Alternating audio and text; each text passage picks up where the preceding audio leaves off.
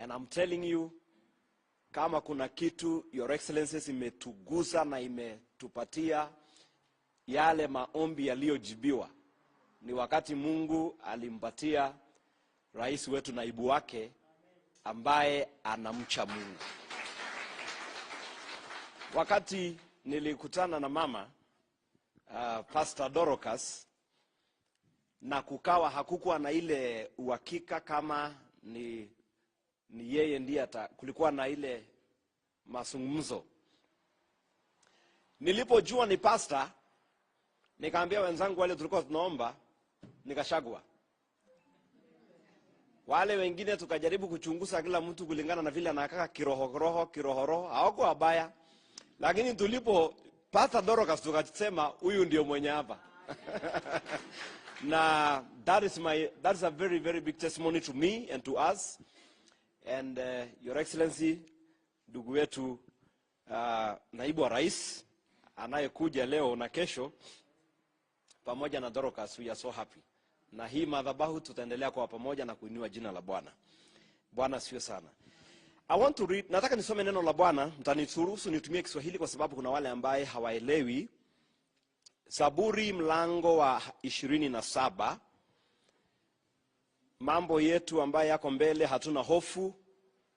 Tulimalizana nayo, tuliomba, tukapiga kura, na hiyo imeisha. Tunangoja tu mapenzi ya Mungu yatangazwe. Nasoma Zaburi mlango wa 27, that is Psalms 27. That is our scripture this morning. Ndio mstari wetu leo asubuhi, na hapo ndipo Bwana atatupatia neno lake. Karibuni ndugu viongozi wale mko hapa. Nimeona rafiki yetu Songo pia. Karibu ndugu yangu. Tulikuombea sana Mungu akupatie neema na asante. Hata tulipokuona asubuhi mkiwa na naibu wa rais before election, tukajua basi ndugu wetu Songo, mzee wa kanisa, ako karibu kupata na neema. Bible inasema, wacha nisome kwa Kiingereza. The Lord is my light and my salvation. Whom shall I fear? The Lord is the strength of my life. Of whom shall I be afraid? Mstari wa pili. When the wicked come against me to eat up my flesh, my enemies thus they stumble and fall. Though an army may come against me, my heart shall not fear. Though war may rise against me, in this I will be confident. Hallelujah.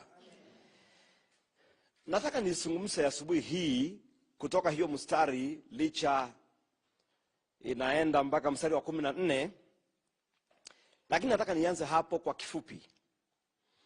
Na neno ambalo Bwana ameweka moyoni mwangu, tunaweza andika kwa kichwa, wale ambao wangependa kupata kichwa cha ujumbe, ya kwamba usiwe na hofu. Usiwe na nini? Na hofu, ama usiogope. Mojawapo ya njia ama mlango adui upitia amalise maisha ya mtu ni hofu ama uoga. Na katika Bible, mojawapo ya kitu Mungu ameishughulikia sana kutoka Genesis mpaka Revelation ni kitu inaitwa uoga. Kwa sababu the moment moyo wako imewekwa uoga, the moment moyo wako ama maisha yako imefunguliwa kamlango na uoga ikaingia ndani, hapo ndio mwanzo ya adui kukukanyanga. Bwana Yesu asifiwe. Na ukisoma Bible kitabu ya Yoshua mlango wa 1, Musa, wakati Mungu alimwambia Musa atoe wana wa Israeli katika nchi ya utumwa, munaelewa story ya Exodus. Wana wa Israeli walipotoka, munakumbuka Farao pamoja na Musa. Mungu alimtokea Musa akiwa jangwani akichunga kondoo ya shemeji wake. Na Mungu akamwambia, enenda kwa sababu nataka nikutumie uende ukaokoe watu wangu ambao wamefungwa. Na aliporudi akakutana na kiongozi ambaye ako na roho ngumu, anaitwa Farao. Lakini Mungu alimhakikishia Musa ya kwamba niko pamoja na wewe. Na Mungu alipomhakikishia Musa ya kwamba niko pamoja na wewe, na akamuonyesha katika ishara nyingi, Musa aliondoka kwenda katika ile shughuli ya ukombozi akiwa anajua Mungu yuko pamoja na mimi. Na mojawapo ya njia ya kubambana na roho ya hofu ama ya uoga ni kuelewa mahali umetoka. Bwana Yesu asifiwe. Geukia mtu mwambie, unajua mahali umetoka? Hallelujah. Number 1, kubambana na roho ya hofu, roho ya uoga ni kukumbuka mahali umetoka. Ukishakumbuka mahali umetoka na uone mahali Mungu amekupitisha, hata mahali unaenda inakuwa rahisi kuingia. The moment utasahau mahali, that's why katika Deuteronomy chapter 8 kuanzia verse 1, Mungu anawaambia Waisraeli musisahau mahali ambapo mmetoka. Walifika mahali wakasikia uoga, wakasikia wasiwasi, wakaanza kuona kana kwamba Mungu amewalete awamalize jangwani. Lakini Mungu akamwambia, mkumbuke mahali niliwatoa. Wa Misri walitaka kuwamaliza, walitaka kuangamiza, walitaka kuwafanya watu bure, walitaka muishe, walitaka kuwafanya watumwa, lakini nikawatoa. Na akaambia msisahau. Kwa nini Mungu alikuwa anamwambia msisahau? Kwa sababu the moment utakumbuka mahali umetoka, unapata nguvu ya kwenda mbele. Hallelujah. Praise the name of Jesus. So the moment utakumbuka mahali umetoka na uone mahali Mungu amekupitisha, utajua hata mahali niko saa hii ni hivi karibuni tu nifike mahali ninaenda.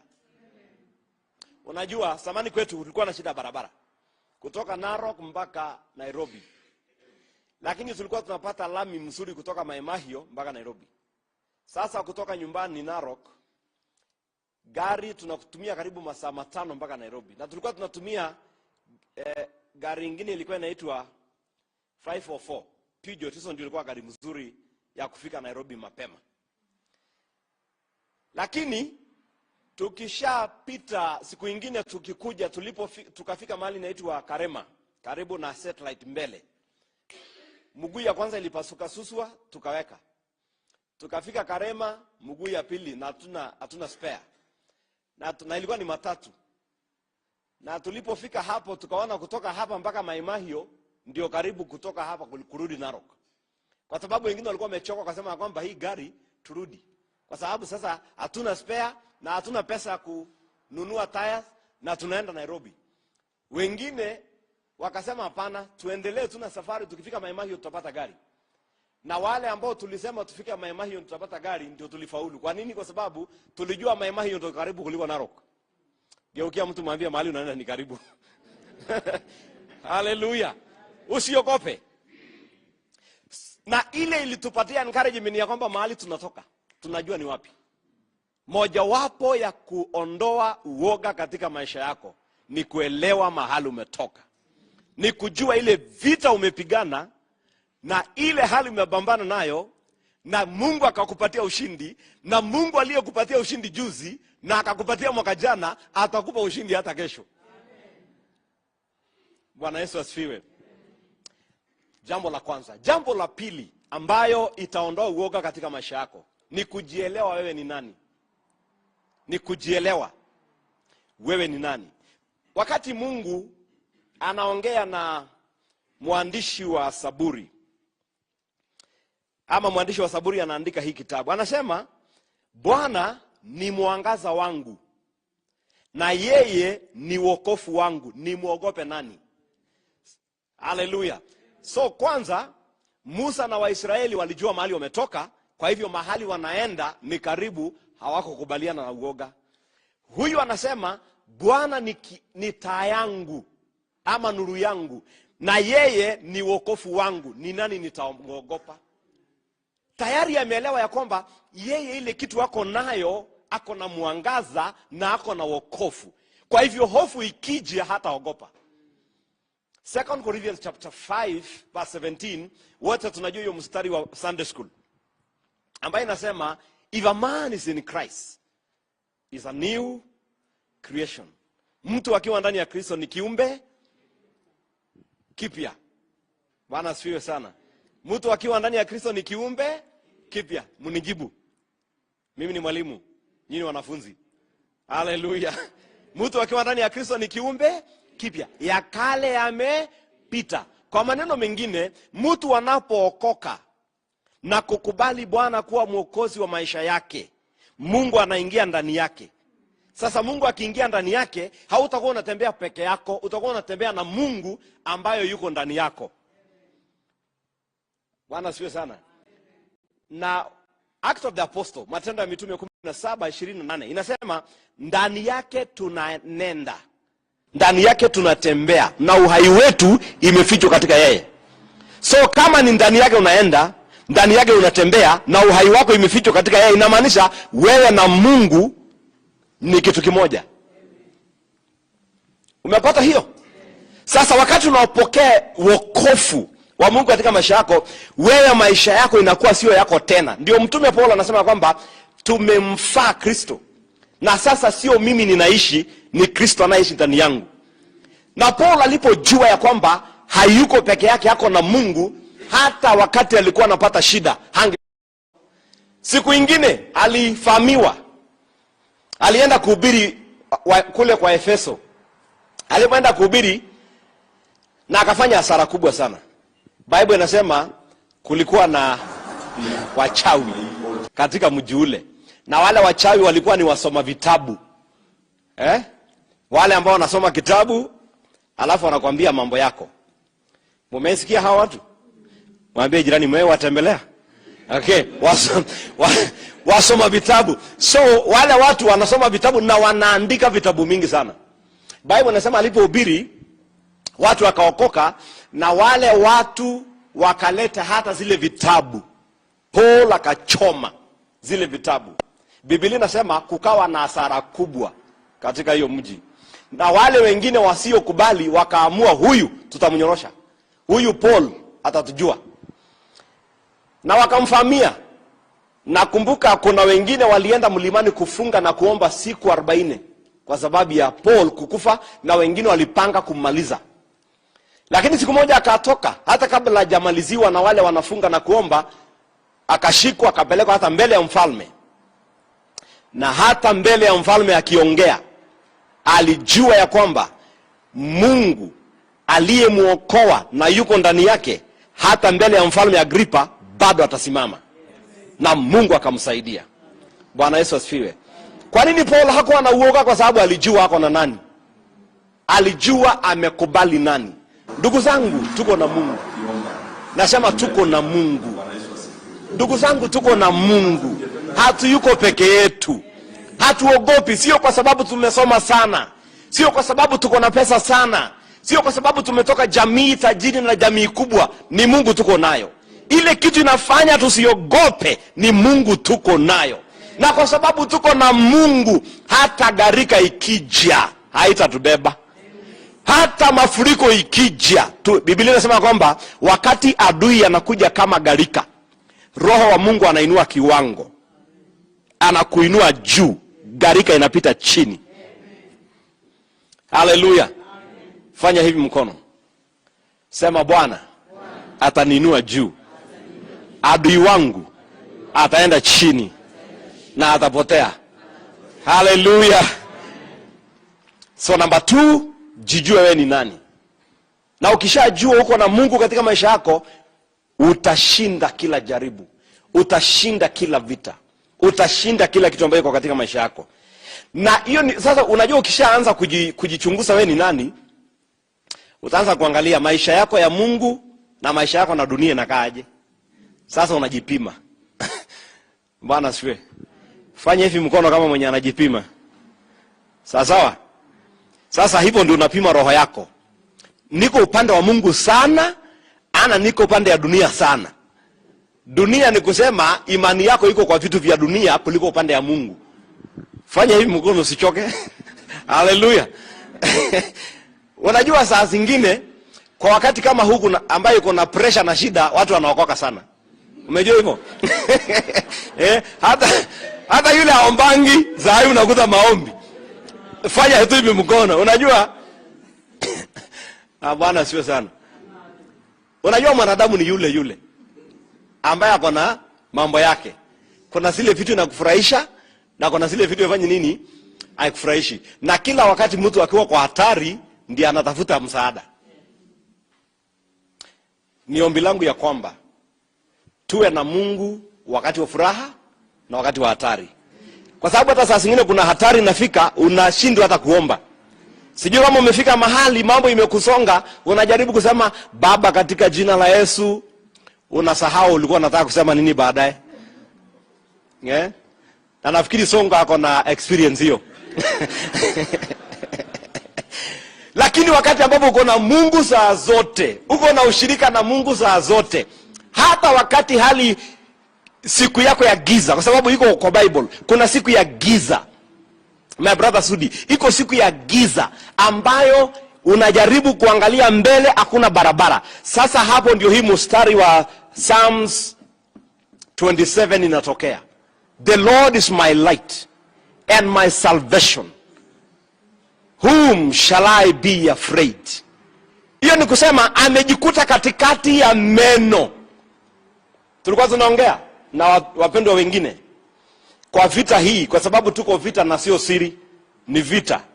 Geukia jirani mwambie ni vita sio siri, ni vita hii. Kama sio Mungu ambaye amekuwa na hawa watumishi hawa, leo maneno ingekuwa ingine. Leo dunia ingekuwa ingine. Lakini ashukuriwe Mungu ambayo is the light and the salvation of our soul and the light and salvation of our nation. Ni Mungu tu anaweza kusukuma maadui wa kiwango hii na nguvu ya kiwango hii. Ni Mungu peke yake. Hallelujah. Ninapomalizia, jambo la tatu itaondoa uoga katika maisha yako ni makirio ama kukiri kwa kinywa chako, ama conversion, your conversion. Yale maneno utaachilia kwa mdomo. Namba 1 imesema kujua mahali umetoka. Kuna mtu ametoka mahali? Katika safari yako ya maisha unakumbuka kuna mahali umetoka? Ama umetokelezea tu kasimama vile uko sahihi? Hivi tu kidogo kakuwa mbunge wa Kapseret. Nilisikia ushuhuda yake, alikuanga makanga. Na vitu zingine nyingi. Sema Mungu kwa madhabahu, lakini inasemwa kwa secret place ya Mungu. Kila mtu kuna mahali ametoka. So namba 1 nimesema kumbuka mahali, ongeza kwa sauti, kumbuka mahali umefanya nini? Umetoka. Namba 2, ujijue wewe ni nani. Kwa sababu kama huwezi kujijua, hautajua ama utakubaliana na kile inakuja. Namba 3 nikasema conversion. Yale maneno nakiri. Job 22 mlango wake, mstari wake wa 28. Job 22 inasema declare a thing and it shall be established for you. Tangaza neno ama sema neno na hilo neno itadhibitika kwa ajili yako. Kuna uwezo na kuna nguvu ya maneno ambayo imeachiliwa. Ukisoma Genesis, Pastor Dorcas, ukisoma Genesis, Bible haisemi wakati Mungu alikuwa anaumba dunia hakuwa anachukua mimea anapanda. Alikuwa anasema. Sawa? Mungu alikuwa anafanya nini? Anasema. Anasema let be, na ikue. Kuwe na mito. Mito ikaanza kutoa maji. Kuwe na mimea zikaanza kushindana. Ni mtu tu alikaa chini kutengeneza. That's why mtu ni hatari kwa chochote kwa hii dunia. Na Mungu pia akampatia mtu akue mwakilishi wake hapa duniani. So maneno ya kinywa chako inaumba. Isaiah 57 verse 19 inasema, for I create the fruit of the lips. Ninaumba matunda ya kinywa. Kile unaongea inaumbika. That's why katika safari hii ama vita hii ya kisiasa, vita ya siasa sio kidogo. Na ukishaelewa hautawahi shindwa kisiasa. Kwa nini? Kwa sababu ni vita ya kiroho na ni vita ya maneno. Vita ya nini? Vita ya maneno. Kuna neno ukiachilia kwenye atmosphere, kwenye anga, inayeisha maneno yale mengine yote. That's why hata unapozungumza unajua kile unaongea, kwa sababu kuna kitu unaweza ongea inachoma dunia. Umesikia? Maana kuna nguvu katika nini? Katika maneno. So yale neno pia unaachilia, inaondoa uoga katika maisha yako na inaweka uoga katika kambi ya maadui. Na sio tu katika hali ya vita ya kisiasa, hata katika maisha yako. Saa zingine unasimama mahali keti, jiongeleshe, enda kwa kioo. Jiambie wewe fulani, umebarikiwa. Unajitabria umebarikiwa. Ukiambiwa wewe ni mgonjwa uko karibu kufa, enda usimame sema mimi fulani nimepona. Hakuna ugonjwa kwa mwili wangu. Bwana asifiwe sana. Na yale maneno itaondoa hata uoga. Unajua unaweza tembelea daktari ya kumaliza kabla umalizike. Akwambie unasikia sasa kulingana na hii vile unaonekana wewe uko na mwaka moja tu ya kuishi. Na hii mwaka ili uishi itabidi ukae na hii madawa. Siku moja nilienda hospitali, nilikuwa na shida ya kifua, asma. Ilikuwa imenisumbua sana. So nikaamua kwenda kukaa na daktari nimuulize hii shida itaisha aje. Ile maneno alinipatia na haikuwa baridi, nikatoka hapa kama kifua imefungana tena. Hakukuwa na baridi, nikatoka hapo nilikuwa mgonjwa kuliko vile nimefika kwa daktari. Kwa sababu ya yale maneno aliniambia na ikaingia ndani ya roho. Na ikaingia ndani. Kwa hivyo uoga inaweza ingia kupitia maneno na inaweza pia ondoka kupitia maneno. Unaweza ongea na hiyo kitu inaisha. That's why hata katika mambo yote, kibiashara, jamii yako, hata ukiwa nyumbani, saa zingine kusanya watoto wako waongeleshe, nyinyi ni watu wakuu. Nyinyi ni watu wa maana. Nilikuwa nashughulikia another family ambaye mtoto wao alikuwa na shida ya madawa za kulevya. Na shetani akashika kwa hiyo barabara sana karibu mtoto aishe. Na wazazi wakakasirika, wakawa wanampiga mtoto, wakawa wanafanya mambo yote, wakapeleka mpaka rehab. Hizo vitu zote haikufanya kazi. Walipokuja kwa ofisi yangu nikamwambia, kutoka leo badilisha yale maneno unaongeanga kwa huyu mtoto. Anza kumuongelesha, anza kumtabria. Kila asubuhi namwambia you are a great man. Wewe ni mtu wa maana. Hii vitu haitafanya kazi katika maisha yako. Na wakaanza kumuombea, wakimuongelesha positive, na pia mimi nikaongea na wao. Leo hii ni mwalimu wa shule ya upili, na Mungu amemsaidia na Mungu amemsimamisha kwa sababu ya yale maneno. Hakudungwa tena, hakupelekwa kwa rehab, maneno tu yalimbadilisha. Kwa hivyo jambo la tatu ya muhimu ya kuondoa uoga katika maisha yako ni kitu inaitwa nini? Maneno yako. Bwana asifiwe sana. Na ya mwisho ninapomalizia, kile itaondoa uoga na hofu maishani mwako ni wale unaotembea na wao. Narudia tena, wale unaotembea na wao. Unaweza tembea na watu ambao wamejaa shida, wamejaa uoga, wamejaa wasiwasi. Mkiongea tunaenda hivi, hawa wanakuambia hatuoni hapa barabara. Ukiona watu wanakuambia hapa hakuna barabara na wewe unaona, tafuta vile utajitenga polepole. Wachana na wao. Kwa sababu kanuni ya Biblia, ndugu zangu na viongozi, kanuni ya Bible ni ya kwamba God declare the end in the beginning. Mungu anatengeneza ama anatangaza mwisho wa jambo pale mwanzo. Mungu hajawahi anza kitu hapa, anaanzanga huko mwisho, alafu anatembea na wewe akijua vile mwisho itakuwa. Na ukitembea na mtu katika hata kwa biashara, uambie mtu niko na idea, nataka tuone vile tutasafirisha mchanga hapa twende tuuze kule Egypt. Mchanga. Mtu anakuambia ati mchanga, Haitawezekana, achana naye. Nimesema tu mfano ya mchanga. Kwa sababu hakuna kitu yeusi kwa hii dunia. Bwana asifiwe sana. Anything ambao unafanya, wale watu unaotembea na wao ni wa muhimu. Wanaweza kukufanya mtumwa wa hofu. Saa zote nakwambia hiko hivi, hatuoni tukiendelea, hatuoni tukikua. That's why even now, in this point right now, katika safari yetu ya kesho na leo, yeyote hata kwa social media, ukiingia kwa simu usikie kuna kitu naongelelewa negative, delete. Narudia tena, ukisikia matangazo chafu, delete. Ukiona TV ambao kuna vitu inaleta na hautaki, zima. Badilisha channel. Ukiona channel haisikii, zima. Weka muziki. Anza kusikiza injili na muziki wa Bwana Yesu. Kwa sababu kile na wale utatembea na wao na kile wanaongea, watakufanya mtumwa na utajikuta umeingia baridi na uoga. Leo hii katika taifa letu, uoga iko kila mahali. Watu tumbo imejaa maji. Tunapata simu za zote. Tuko wapi? Tunaelekea wapi? Tumefika wapi? Watu wanaandika kwa social media, tuko tumbo inauma. Tuko hivi. Usiwe hapo. Shika ile neno la kwanza ya kwamba sisi ni washindi katika Mungu. Na Mungu ametupatia hiyo ushindi. And we'll stand there. Tutasimama hapo.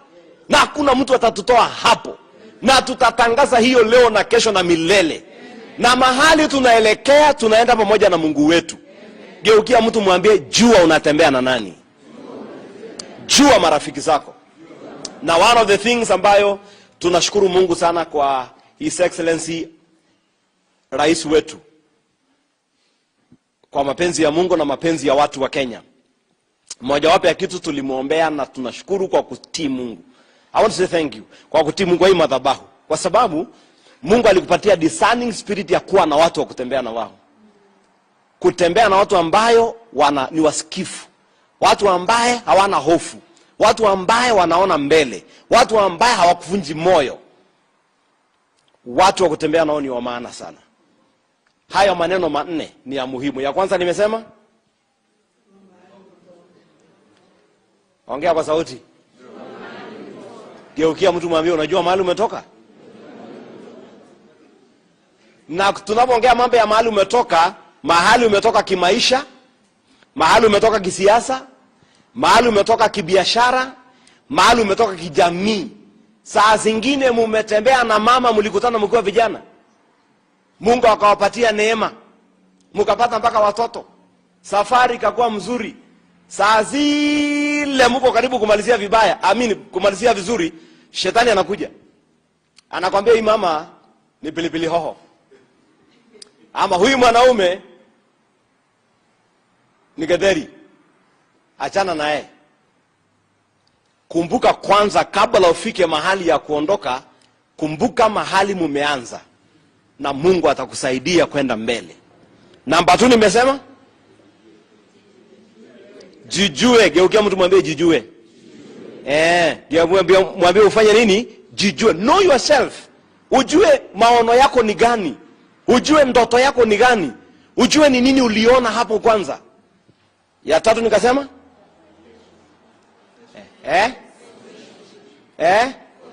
Geukia jirani mwambie unaongeanga aje wewe. Saa zingine unalalamika kuanzia asubuhi mpaka jioni. Badilisha jinsi ya kuongea. Usiwe mlalamishi. Unalalamikia mpaka unajilalamikia mwenyewe. Unalalamikia kila mtu mpaka yule ako karibu na wewe. Usiwe mtu ambaye unaongea tu maneno yasiyo na maana. Bwana asifiwe sana. Ya mwisho nikasema?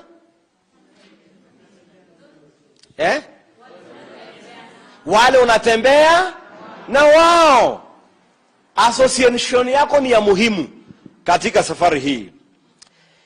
Na nimemaliza mahubiri. Bwana asifiwe sana. Amen. Kabla tuingie hiyo ingine ya kushiriki ambao tutafanya ya mwisho, inamisha kichwa yako nikuombee. Baba mtakatifu, nakushukuru kwa sababu ya amani na furaha na neno lako ambao tumesikia asubuhi ya leo. Hata katika Bible wale ambayo walio nakiliwa katika kitabu cha Ufunuo ya kwamba hata hutatembea na wao ni wale waliokubaliana na roho ya uhoga na roho ya hofu. Na ndio maana uliambia watumishi wako kutoka mwanzo Musa na wao wote waliotembea na wewe katika Agano la Kale na Agano Jipya wasiogope. Ninaombea ndugu zangu, dada zangu hawa na wapendwa na viongozi wetu walio katika ukumbi huu ya kwamba hawatakubaliana na milango zote ya hofu katika maisha yao. Na ninaomba ya kwamba hizo milango sifungwe katika jina la Yesu. Hakuna mlango ya hofu, hakuna ya uoga, hakuna ya wasiwasi. Mkono wa Mungu utaendelea kutamalaki na kuonekana. Naombea kila mmoja aliye ukumbi huu ya kwamba hakuna yule atakosa makusudio yako na mapenzi yako katika maisha yao. Nimewaombea ulinzi na baraka. Na hata nimeombea uzima wa milele. Wale hawajaokoka, Bwana utaguza mioyo yao na watakukubali na kutafuta mapenzi yako katika maisha yao. Nimewabariki wote asubuhi hii katika jina la Baba na la Mwana na Roho Mtakatifu. Tuseme amen. Patia Bwana makofi. So kabla tuingie ibada mtakatifu ya Holy Communion na yale program mengine, nauliza ndugu yangu Oscar, tunaposhauriana kulikuwa na Karo alikuwa na wimbo na nilitaka kumpatia kwa nafasi yangu kidogo. Anapoimba wimbo hapo tutakuwa tumepata hiyo mpangilio ingine. Kwa hivyo Karo na timu yako karibuni, and then tuendelee. Asante sana.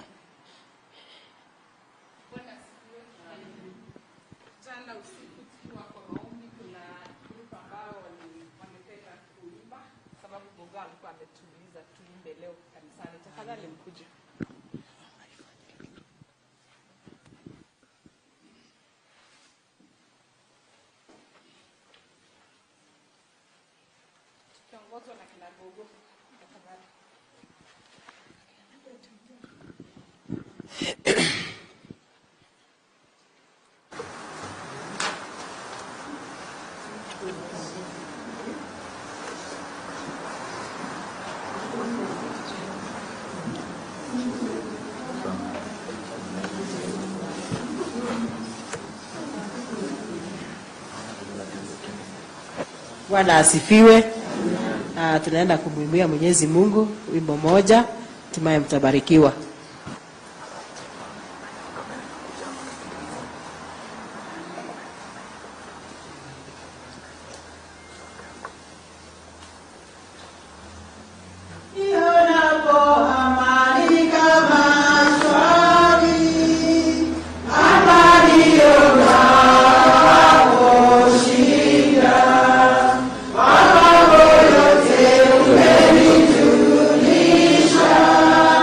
Yes.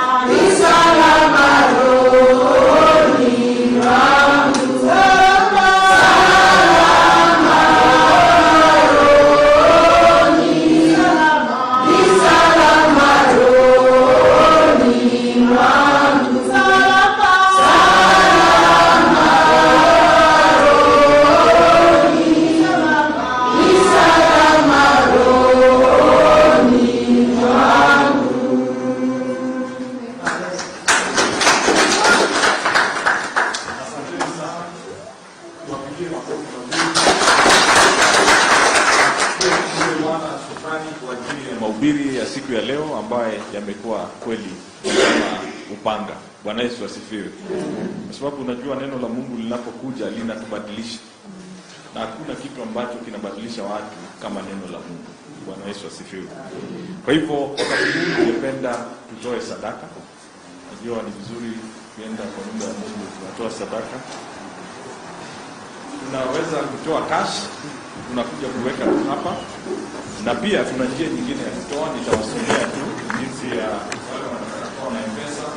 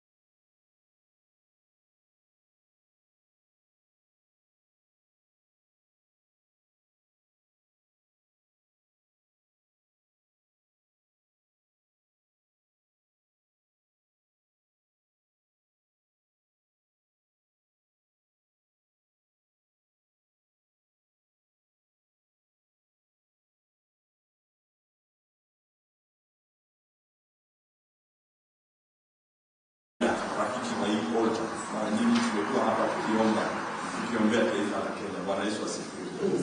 Na kitu ambacho ningependa kuambia asubuhi ya leo kwamba mahali hapa ambapo umeketi ni mahali pa ajabu sana.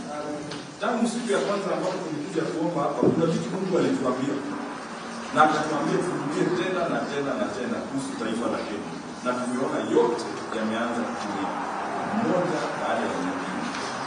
Ndiposa tunasema isinga alikuwa ni Bwana, hata labda leo hakungekuwa hapa.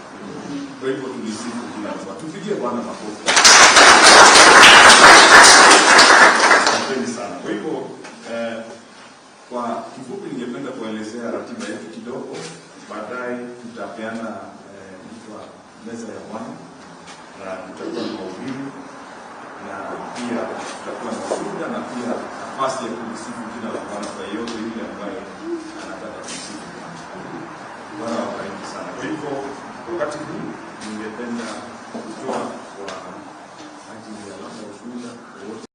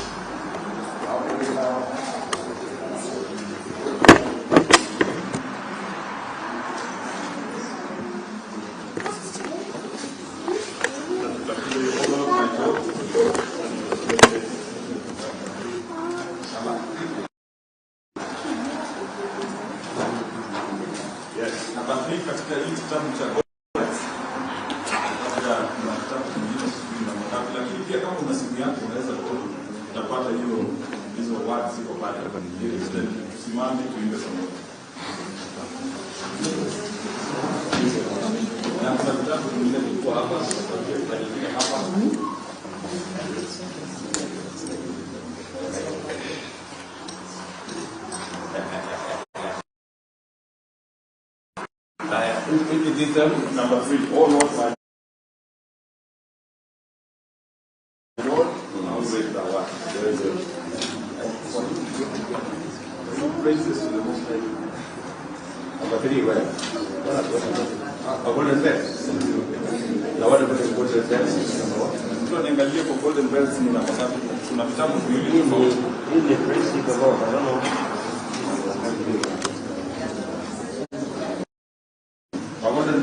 There.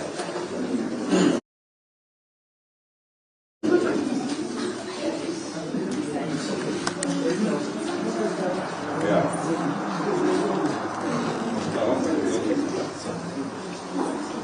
So let us tumeipata hiyo how great thou art. Haya sawa. What about this one?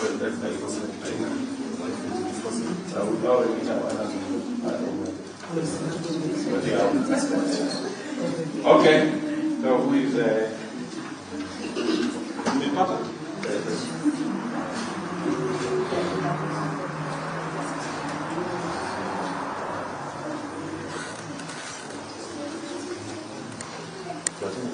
oh Lord my God, when I lost someone down, consider all thy works, thy hands have made. I see the stars, I hear the rolling thunder, thy powers wow, thy universe displays. Then sings my soul, my Savior God to thee. How great thou art, how great thou art. Then sings my soul, my Savior God to thee. How great thou art, how great thou art. When through the woods and forest glades I wander, and hear the birds sing sweetly in the trees.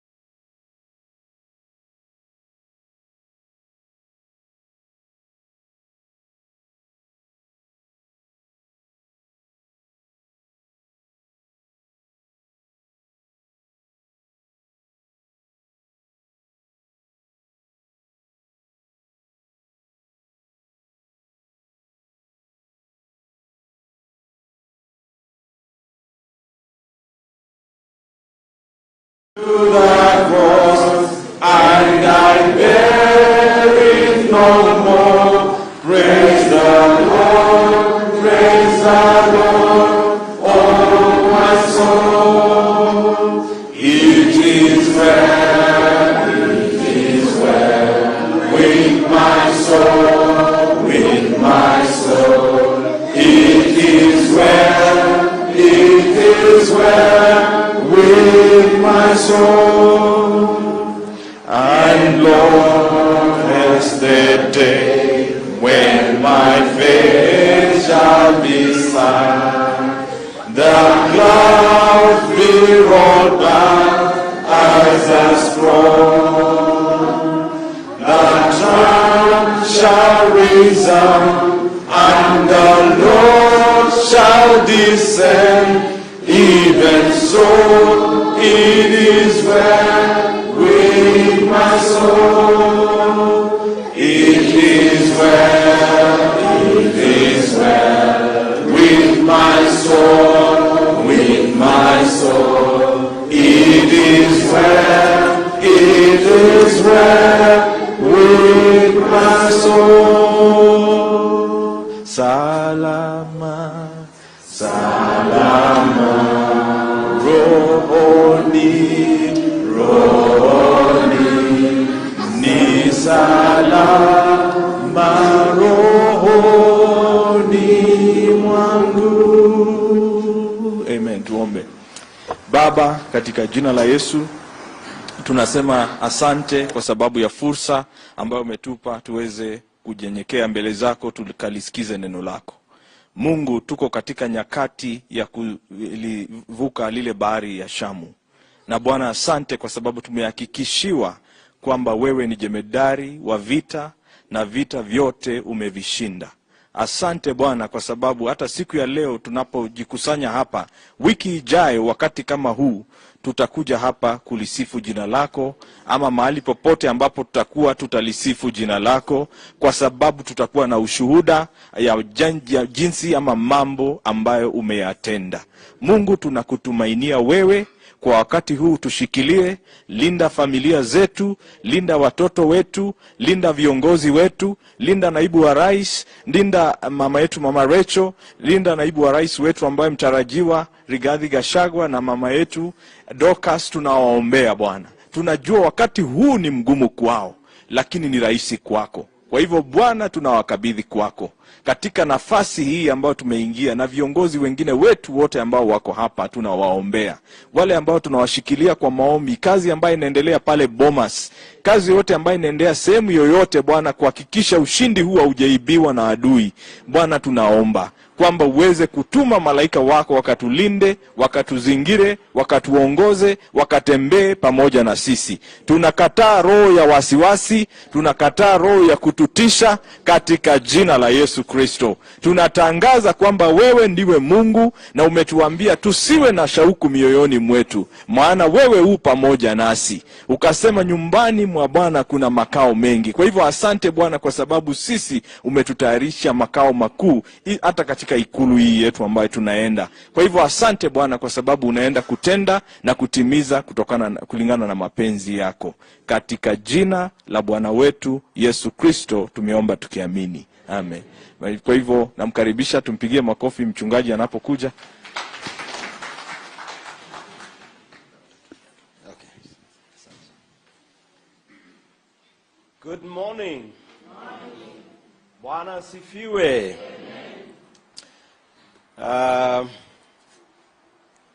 Waheshimiwa wetu, naibu wa rais na rais mtarajiwa tunayetarajia leo na kesho, pamoja na naibu wako na watumishi wote na viongozi wale wako hapa, habari ya asubuhi. Mumeamka salama? Mumelala kweli? Bwana siwe sana. I'm going to speak toward the word of God kwa kifupi. Majina yangu naitwa Reverend Davis Kisotu. I come from Narok town. That's where I live with my family. And I preach the word of God. I have a church there, the Redeemed Gospel Church. But we work together with Mama here in this altar and across the nation, praying for the nation. And I'm so delighted this morning to be with you and share the word of God. Hallelujah. Amen. What a service. You know, tulikuwa tunaulizana juzi, tunafaa kuwa na State House choir. Tukaulizana nani atakuwa choir master. So tumepata choir master. Na tunashukuru Mungu, Your Excellency, asante sana. Maisha yako imetia watu wengi moyo. Juzi tukiwa na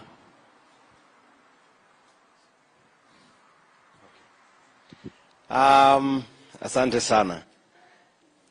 Juzi tulikuwa nyumbani tukaongea mambo mengi na mama, na akanipatia very interesting ushuhuda, na kweli niko na imani kabisa ya kwamba taifa letu liko katika mikono safi, na mahali tunaelekea tunaendelea mahali pasawa, na nimetiwa moyo sana. Jambo lingine, ndugu yangu alipokuwa anapeana ushuhuda, nilikuwa na shuhuda mengi ambayo nilikuwa nasema singoja kwanza nitoe, nikakumbuka kumbe nilikuwa nahubiri.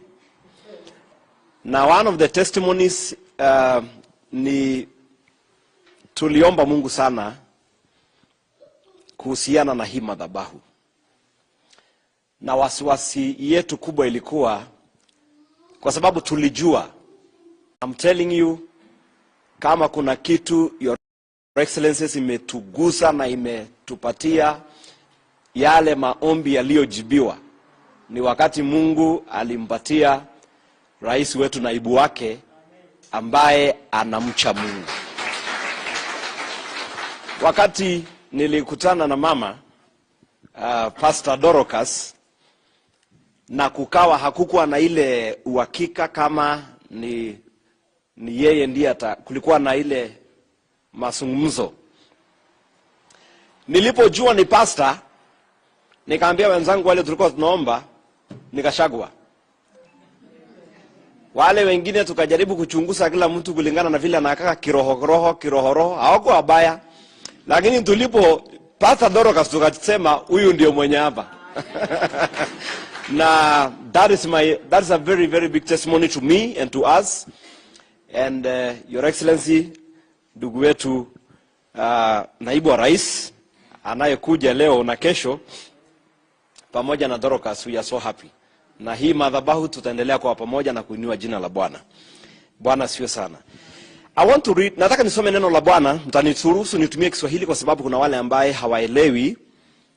Zaburi mlango wa 27. Mambo yetu ambaye yako mbele hatuna hofu. Tulimalizana nayo, tuliomba, tukapiga kura, na hiyo imeisha. Tunangoja tu mapenzi ya Mungu yatangazwe. Nasoma Zaburi mlango wa 27, that is Psalms 27. That is our scripture this morning. Ndio mstari wetu leo asubuhi, na hapo ndipo Bwana atatupatia neno lake. Karibuni ndugu viongozi wale mko hapa. Nimeona rafiki yetu Songo pia. Karibu ndugu yangu. Tulikuombea sana Mungu akupatie neema na asante. Hata tulipokuona asubuhi mkiwa na naibu wa rais before election, tukajua basi ndugu wetu Songo, mzee wa kanisa, ako karibu kupata na neema. Bible inasema, wacha nisome kwa Kiingereza. The Lord is my light and my salvation. Whom shall I fear? The Lord is the strength of my life. Of whom shall I be afraid? Mstari wa pili. When the wicked come against me to eat up my flesh, my enemies, thus they stumble and fall. Though an army may come against me, my heart shall not fear. Though war may rise against me, in this I will be confident. Hallelujah. Nataka nisungumse asubuhi hii kutoka hiyo mstari, licha inaenda mpaka mstari wa 14, Lakini nataka nianze hapo kwa kifupi na neno ambalo Bwana ameweka moyoni mwangu. Tunaweza andika kwa kichwa, wale ambao ungependa kupata kichwa cha ujumbe, ya kwamba usiwe na hofu. Usiwe na nini? Na hofu, ama usiogope. Mojawapo ya njia ama mlango adui upitia amalise maisha ya mtu ni hofu ama uoga. Na katika Bible, mojawapo ya kitu Mungu ameishughulikia sana kutoka Genesis mpaka Revelation ni kitu inaitwa uoga. Kwa sababu the moment moyo wako imewekwa uoga, the moment moyo wako ama maisha yako imefunguliwa kamlango na uoga ikaingia ndani, hapo ndio mwanzo ya adui kukukanyanga. Bwana Yesu asifiwe. Na ukisoma Bible, kitabu ya Yoshua mlango wa kwanza, Musa, wakati Mungu alimwambia Musa atoe wana wa Israeli katika nchi ya utumwa, munaelewa story ya Exodus. Wana wa Israeli walipotoka, munakumbuka Farao pamoja na Musa. Mungu alimtokea Musa akiwa jangwani akichunga kondoo ya shemeji wake. Na Mungu akamwambia, enenda kwa sababu nataka nikutumie uende ukaokoe watu wangu ambao wamefungwa. Na aliporudi akakutana na kiongozi ambaye ako na roho ngumu, anaitwa Farao. Lakini Mungu alimhakikishia Musa ya kwamba niko pamoja na wewe. Na Mungu alipomhakikishia Musa ya kwamba niko pamoja na wewe na akamuonyesha katika ishara nyingi, Musa aliondoka kwenda katika ile shughuli ya ukombozi akiwa anajua Mungu yuko pamoja na mimi. Na mojawapo ya njia ya kubambana na roho ya hofu ama ya uoga ni kuelewa mahali umetoka. Bwana Yesu asifiwe. Geukia mtu mwambie, unajua mahali umetoka? Hallelujah. Number 1, kubambana na roho ya hofu, roho ya uoga ni kukumbuka mahali umetoka. Ukishakumbuka mahali umetoka na uone mahali Mungu amekupitisha, hata mahali unaenda inakuwa rahisi kuingia. The moment utasahau mahali that's why katika Deuteronomy chapter 8 kuanzia verse 1, Mungu anawaambia Waisraeli, musisahau mahali ambapo mumetoka. Walifika mahali wakasikia uoga, wakasikia wasiwasi, wakaanza kuona kana kwamba Mungu amewalete awamalize jangwani. Lakini Mungu akamwambia, mukumbuke mahali niliwatoa. Wamisri walitaka kuwamaliza, walitaka kuangamiza, walitaka kuwafanya watu bure, walitaka muishe, walitaka kuwafanya watumwa, lakini nikawatoa. Na akaambia msisahau. Kwa nini Mungu alikuwa anamwambia msisahau? Kwa sababu the moment utakumbuka mahali umetoka, unapata nguvu ya kwenda mbele. Hallelujah. Praise the name of Jesus. So the moment utakumbuka mahali umetoka na uone mahali Mungu amekupitisha, utajua hata mahali niko saa hii ni hivi karibuni tu nifike mahali ninaenda. Unajua zamani kwetu tulikuwa na shida barabara kutoka Narok mpaka Nairobi, lakini tulikuwa tunapata lami mzuri kutoka Mamioro mpaka Nairobi. Sasa kutoka nyumbani Narok, gari tunatumia karibu masaa 5 mpaka Nairobi. Na tulikuwa tunatumia gari nyingine ilikuwa inaitwa 544 Peugeot. Hizo ndio ilikuwa gari mzuri ya kufika Nairobi mapema. Lakini tukishapita siku nyingine tukikuja, tukafika mahali inaitwa Karema, karibu na Satellite mbele. Mguu ya kwanza ilipasuka susua, tukaweka. Tukafika Karema, mguu ya pili na hatuna spare. Na ilikuwa ni matatu. Na tulipofika hapo tukaona kutoka hapa mpaka Mamioro ndio karibu kutoka hapa kurudi Narok. Kwa sababu wengine walikuwa wamechoka wakasema kwamba hii gari turudi. Kwa sababu sasa hatuna spare na hatuna pesa ya kununua tires na tunaenda Nairobi. Wengine wakasema hapana, tuendelee tuna safari, tukifika Mamioro tutapata gari. Na wale ambao tulisema tufike Mamioro tutapata gari ndio tulifaulu. Kwa nini? Kwa sababu tulijua Mamioro ndio karibu kuliko Narok. Geukia mtu mwambie mahali unaenda ni karibu. Haleluya. Usiogope. Na ile ilitupatia encouragement ya kwamba mahali tunatoka tunajua ni wapi. Mojawapo ya kuondoa uoga katika maisha yako ni kuelewa mahali umetoka. Ni kujua ile vita umepigana na ile hali umepambana nayo, na Mungu akakupatia ushindi, na Mungu aliyekupatia ushindi juzi na akakupatia mwaka jana atakupa ushindi hata kesho. Bwana Yesu asifiwe. Jambo la kwanza. Jambo la pili ambayo itaondoa uoga katika maisha yako ni kujielewa wewe ni nani. Ni kujielewa wewe ni nani. Wakati Mungu anaongea na mwandishi wa Zaburi, ama mwandishi wa Zaburi anaandika hii kitabu, anasema Bwana ni mwangaza wangu na yeye ni wokovu wangu, ni muogope nani? Haleluya. So kwanza Musa na Waisraeli walijua mahali wametoka, kwa hivyo mahali wanaenda ni karibu, hawakukubaliana na uoga. Huyu anasema Bwana ni taa yangu ama nuru yangu na yeye ni wokovu wangu, ni nani nitaogopa? Tayari ameelewa ya kwamba yeye ile kitu ako nayo, ako na mwangaza na ako na wokovu. Kwa hivyo hofu ikija hataogopa.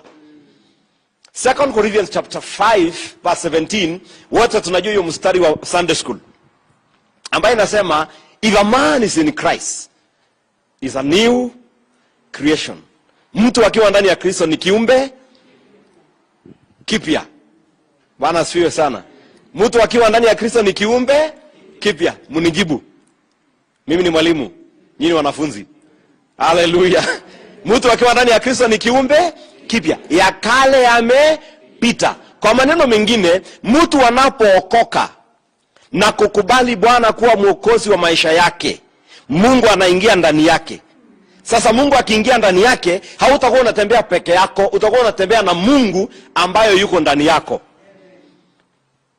Bwana asifiwe sana. Na Acts of the Apostle, Matendo ya Mitume 17:28 inasema ndani yake tunanenda, ndani yake tunatembea, na uhai wetu imefichwa katika yeye. So kama ni ndani yake unaenda, ndani yake unatembea, na uhai wako imefichwa katika yeye, inamaanisha wewe na Mungu ni kitu kimoja. Umepata hiyo? Sasa wakati unaopokea wokovu wa Mungu katika maisha yako, wewe maisha yako inakuwa sio yako tena. Ndio mtume Paulo anasema kwamba tumemfaa Kristo. Na sasa sio mimi ninaishi, ni Kristo anaishi ndani yangu. Na Paulo alipojua ya kwamba hayuko peke yake, yako na Mungu, hata wakati alikuwa anapata shida hangeogopa. Siku ingine alifahamiwa, alienda kuhubiri kule kwa Efeso. Alipoenda kuhubiri na akafanya hasara kubwa sana. Bible inasema kulikuwa na wachawi katika mji ule. Na wale wachawi walikuwa ni wasoma vitabu. Wale ambao wanasoma kitabu alafu wanakuambia mambo yako. Mumesikia hawa watu? Mwambie jirani mwewe watembelea. Okay, wasoma vitabu. So wale watu wanasoma vitabu na wanaandika vitabu mingi sana. Bible inasema alipohubiri watu wakaokoka, na wale watu wakaleta hata zile vitabu. Paul akachoma zile vitabu. Biblia inasema kukawa na hasara kubwa katika hiyo mji. Na wale wengine wasiokubali wakaamua huyu tutamnyorosha. Huyu Paul atatujua. Na wakamfamia. Na kumbuka kuna wengine walienda mlimani kufunga na kuomba siku 40 kwa sababu ya Paul kukufa, na wengine walipanga kummaliza. Lakini siku moja akatoka, hata kabla hajamaliziwa na wale wanafunga na kuomba, akashikwa akapelekwa hata mbele ya mfalme.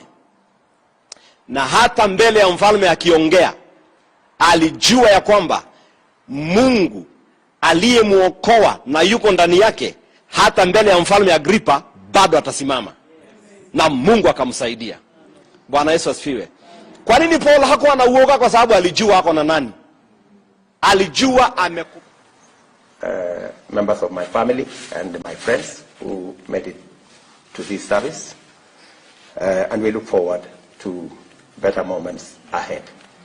So asante Pastor Dorcas to come and say the final prayer. As somebody has predicted, maybe she will take over as the pastor here.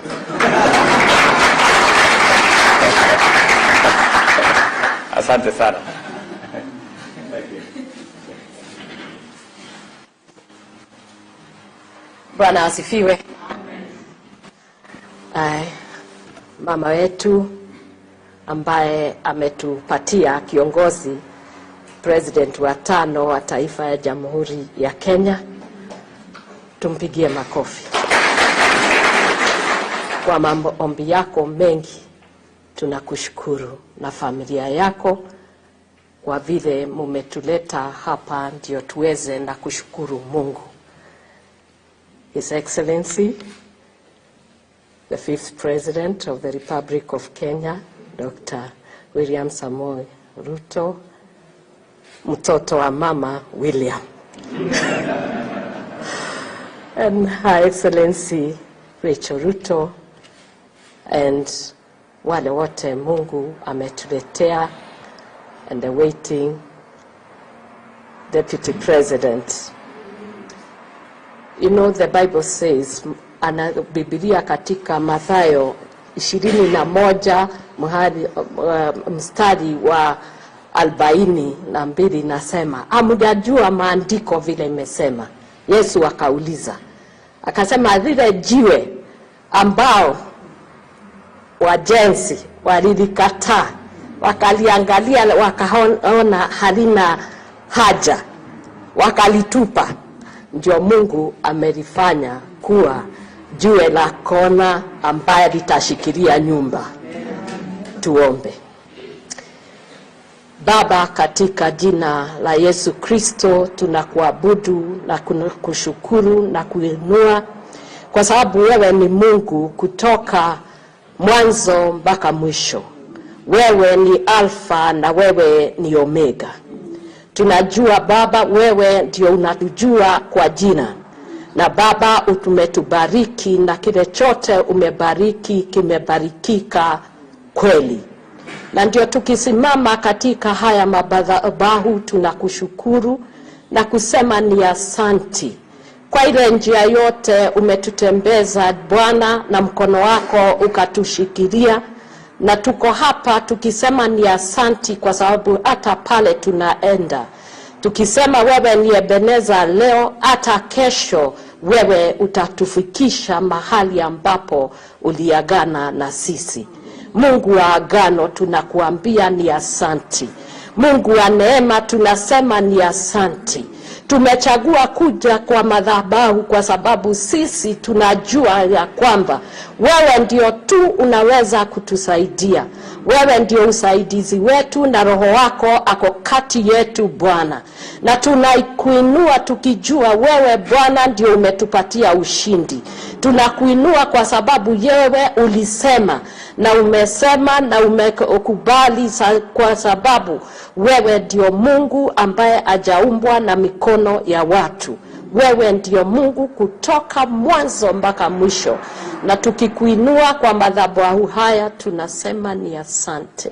Kwa wale umetuchagulia tayari na wanajua na wako katika kikao hiki, pokea shukrani zetu Bwana. Na yale yamebaki Baba, you are the one who gives speed. We pray for the IBC, oh God, and we cover them by the blood of Jesus at this hour. We pray as we are still to see your salvation and your deliverance. Baba, utatupatia ushindi. Na ni katika jina la Yesu tumeomba na kuamini. Amen.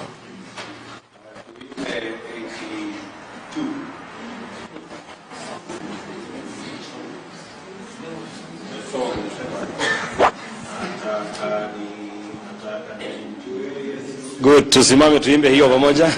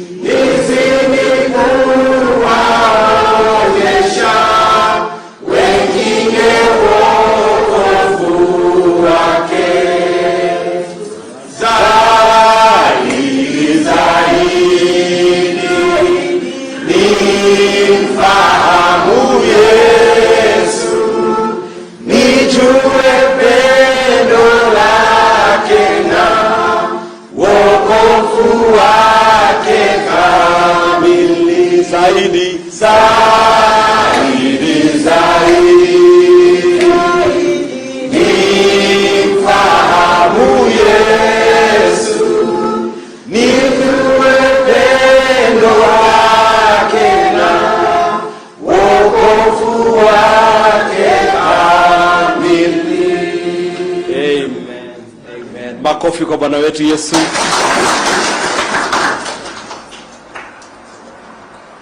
Amen. You know, naona His Excellency bado anafungua kitabu so leo tumejifunza kwenda na pesa yake. Basi tumefika tamati ya ibada yetu ya siku ya leo, na kwa hivyo nimeshukuru kwa niaba ya madhabahu hii ya kitaifa ambaye patron wetu ni Her Excellency mama yetu Rachel.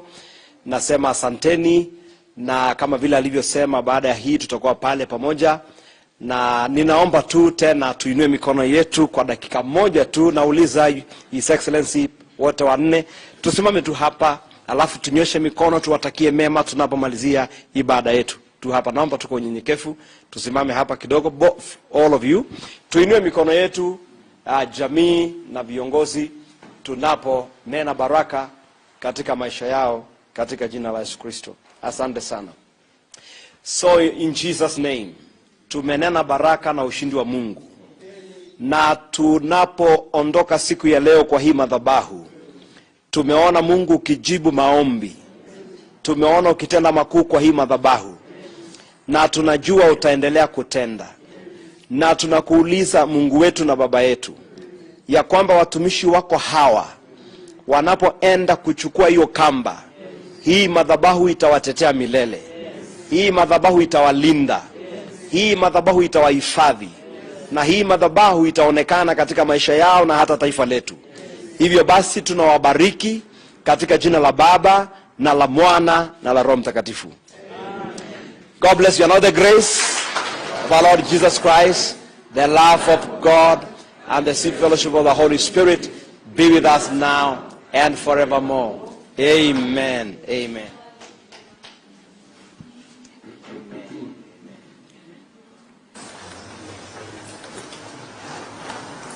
Okay.